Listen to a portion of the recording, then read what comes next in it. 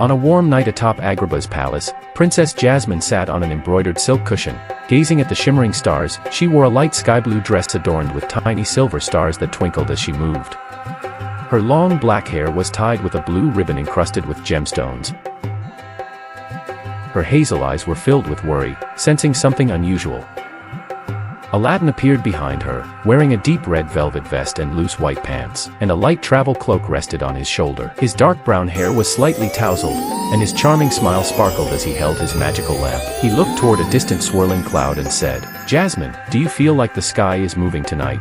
Aladdin and Jasmine soared on the magic carpet, flying toward the swirling dark cloud that opened into a vortex of shifting light. Jasmine clutched Aladdin's hand tightly. Aladdin gripped the carpet's reins, his focus sharp as the winds of time pushed his hair back.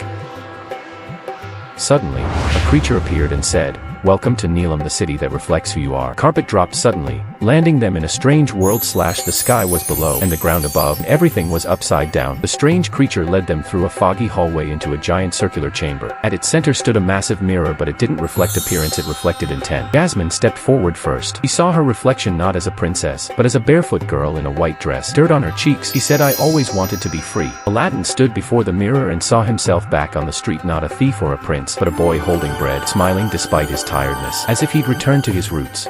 The creature placed a strange lamp before Aladdin. "Choose this lamp, grants one wish, but with a cost.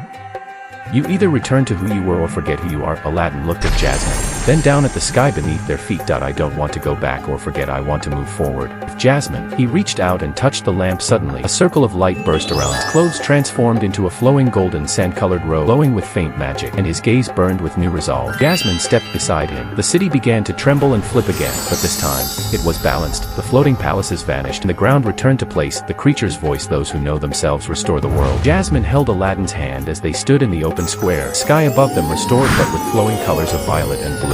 Aladdin and Jasmine returned to Agrabah on the magic carpet, but they were no longer the same. They opened a new chamber in the palace called the Balance Room, where a mirror doesn't reflect your face, but your true self.